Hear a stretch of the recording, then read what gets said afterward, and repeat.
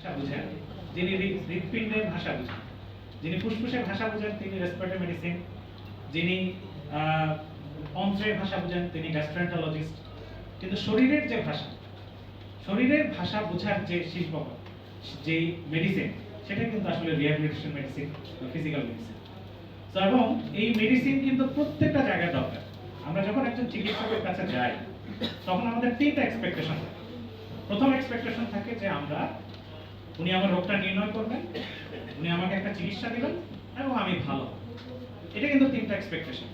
কিন্তু পৃথিবীতে এরকম অনেক রোগ আছে, চুল থেকে পা পর্যন্ত শুরু করে, মাথা থেকে পা পর্যন্ত শুরু করে, এমন অনেক রোগ আছে যেটার আসলে ডায়াগনোসিস হবে, ট্রিটমেন্ট হবে, কিন্তু কিওর হবে না। আমি আপনাদেরকে বলি, যেমন স্ট্রোক, যে মানুষটা প্যারালাইজ, তাকে তো আগের জায়গায় ফেরত নেওয়া সম্ভব না। তাহলে তার কি করতে হবে? তার চতুর্থ চিকিৎসাটা লাগবে, সেটা হচ্ছে রিহ্যাবিলিটেশন। একজন যার হার্ট অ্যাটাক হয়েছে, যার কার্ডিয়াক কম্প্রোমাইজ হয়ে গেছে, তার কিন্তু আগের জায়গায় ফেরত যাওয়ার সুযোগ নাই। তার লাগবে কার্ডিয়াক রিহ্যাবিলিটেশন। যার সিএমপিটি রোগী, অ্যাজমার রোগী, তার লাগবে রিহ্যাবিলিটেশন। যিনি প্যারালাইসিস হয়ে বিছানায় শুয়ে আছেন, তার লাগবে রিহ্যাবিলিটেশন। যিনি হাঁটু ব্যথার কথা বলছেন, যে বার্ধক্যপীড়িত, আপনারা যেটা বললেন, হাঁটু তো ডিজেনারেশন হয়ে গেছে, স্যার সেখানে আমি তো তাকে আগের জায়গায় নিয়ে যেতে পারছি না, বার্ধক্যকে পরিবর্তন করা যায় না। সো তার লাগবে রিহ্যাবিলিটেশন। সো রিহ্যাবিলিটেশন হচ্ছে প্রত্যেকটা সাবজেক্টের শেষ কথা, কিন্তু এবং এটা প্রথম থেকে এটা শুরু হতে হবে।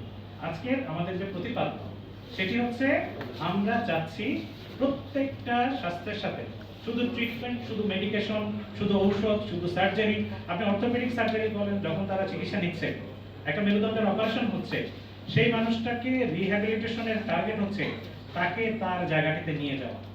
আপনি আজকে সাংবাদিক, আপনি ক্যামেরা এবং লেখালেখি করছেন, আপনি অসুস্থ, ফিজিক্যাল মেডিসিন আর রিহ্যাবিলিটেশন দায়িত্ব হচ্ছে আপনাকে আবার সেই ক্যামেরার কাছে ফেরত আনা, আপনাকে আবার সেই চেয়ারে নিয়ে আসা, যাতে আপনি আপনার পেশার কাজটা যথাযথভাবে করতে পারেন। এটাই হচ্ছে রিহ্যাবিলিটেশনের সার্থকতা।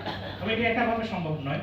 একটু আগে আরেকটি প্রশ্ন করেছিলেন যে আপনাদের এখানে যারা ক্যামেরায় আছে, ব্রডকাস্টে যারা কাজ করেন, এখানে কিন্তু টিম, কেউ ক্যামেরা পার্সন, কেউ ব্রডকাস্ট ইঞ্জিনিয়ার, কেউ এডিট করবেন, কেউ আপনার সাংবাদিক আসছেন, কেউ বুম ধরে থাকবেন, সবাই মিলে কিন্তু আমরা একটা কাজ করছি। সো যিনি ক্যামেরা ধরছেন উনি যদি ক্রেডিট বলেন যে সব কাজ আমি একা করছি, তাহলে কিন্তু ক্রেডিটটা হয় না। যেহেতু সমন্বিত, আমরা টিম, ফিজিক্যাল মেডিসিনে কিন্তু এবারে তার যে বক্তব্য, সেটা হচ্ছে যে সমন্বিত একটা সাকসেসফুল পুনর্বাসনে আমরা চাই সম্মিলিত। সো এখানে অন্যান্য যে প্রফেশনগুলো আছে, আমাদের ফিজিওথেরাপিস্ট, আমাদের অকুপেশনাল থেরাপিস্ট, আমাদের স্পিচ থেরাপিস্ট, হ্যাঁ, একজনের কাজ কিন্তু আরেকজন করতে পারেন না, ওইভাবে পারঙ্গম। সো এটাই টোটাল ফিজিক্যাল মেডিসিন একটা টিম ওয়ার্ক। এটাকে আমরা এবার হাইলাইট করতে চাচ্ছি। আপনাদের কাছে, সবার কাছে যেটা রিকোয়েস্ট, আপনারা বাংলাদেশের অনেক গর্ব করার মতো প্রতিষ্ঠান আছে, যেমন নিউরো সায়েন্স ইনস্টিটিউট আছে না, এটা কিন্তু বাংলাদেশে গর্ব করার মতো প্রতিষ্ঠান।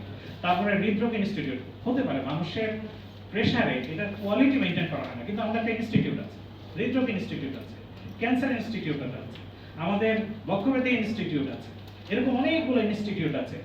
আমরা জাতীয়ভাবে আপনাদেরকে সাথে নিয়ে আমরা একটি ফিজিক্যাল মেডিসিন অ্যান্ড রিহ্যাবিলিটেশন ইনস্টিটিউটের স্বপ্ন দেখছি। শুধু তার স্বপ্ন না, এটি পড়ে আছে, এটি অনেক দূর এগিয়ে গিয়েছে। সো আপনারা সবাই মিলে দাবি করেন যে আজকে শুধু আমি যে চিকিৎসা দিচ্ছি, আমি কিন্তু অসুস্থ হতে পারি, আমরা এমন একটা সেবা গড়ে তুলতে চাই যে সেবাটা আমি নিতে পারবো, যে সেবাটা আমার বাবা মা নিতে পারবে, যে সেবাটা আমার সন্তানের জন্য উন্মুক্ত হবে। সো আমরা সবাই কিন্তু এই স্বপ্নটাই দিই। So physical medicine and rehabilitation institute যদি হয়, এবং এর সাথে বাংলাদেশ যে একটা ন্যাশনাল জেনেটিক ইনস্টিটিউট, দুইটা প্রজেক্ট একসাথে চলমান আছে এবং আমরা এটি নিয়ে কাজ করছি। সুতরাং আপনি কোরিয়াতে, মানে আমাদের কিন্তু বড় আয়ু যেহেতু বাড়ছে, সুতরাং বার্ধক্যজনিত সমস্যা বাড়বেই এবং সাপোর্ট লাগবেই। সুতরাং আগামী দিনে